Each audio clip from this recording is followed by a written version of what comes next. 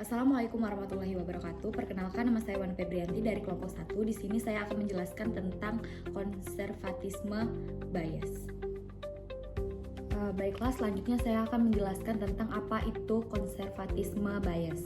Definisinya adalah kecenderungan seseorang untuk mempertanyakan keyakinan-keyakinan atau nilai-nilai yang sudah ada atau informasi awal dan tidak segera memperbarui pandangannya meskipun dihadapkan pada bukti baru yang relevan. Terus analoginya seperti ini teman-teman.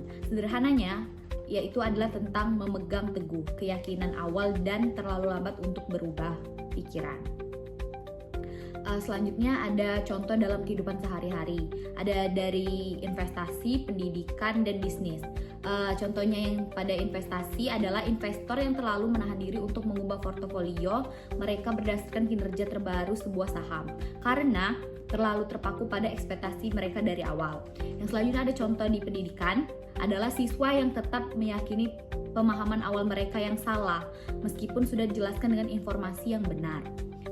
Selanjutnya ada contoh di bidang bisnis, yaitu manajer yang terus berpegang teguh pada strategi lama meskipun pasar sudah berubah karena mereka enggan meninggalkan rencana awal. Yang selanjutnya ada penyebab konservatisme bias. Di sini ada 3 contohnya. Yang pertama adalah mental accounting. Apa itu mental accounting? Mental accounting adalah kecenderungan untuk mengelompokkan uang dalam kategori mental yang berbeda, yang dapat membuat sulit untuk mengubah keputusan keuangan. Yang selanjutnya adalah keengganan untuk mengakui kesalahan. Ini contohnya orang cenderung tidak ingin mengakui bahwa penilaian awal mereka salah karena dapat merusak citra diri mereka. Yang selanjutnya adalah informasi yang berlebih. Terlalu banyak informasi kontradiktif dapat membuat seseorang merasa kesulitan untuk memprosesnya secara akurat sehingga cenderung mengabaikan informasi terbaru. Baiklah, selanjutnya saya akan menjelaskan tentang dampak konservatisme bias. Yang pertama adalah keputusan yang tidak optimal. Apa itu keputusan yang tidak optimal? Keputusan ini mengarah pada keputusan yang tidak tepat karena informasi baru tidak dipertimbangkan dengan baik. Yang selanjutnya adalah kerugian finansial. Dalam investasi dapat menyebabkan hilangnya peluang dan potensi kerugian finansial. Yang terakhir adalah ketidakmampuan beradaptasi, yaitu menghambat kemampuan individu atau organisasi untuk beradaptasi dengan lingkungannya. Baiklah, selanjutnya saya akan menjelaskan tentang cara mengatasi konservatisme bias ini. Yang pertama dengan meningkatkan kesadaran bahwa bias ini ada dalam diri kita. Yang selanjutnya, yang kedua ada membandingkan informasi lama dan baru secara objektif.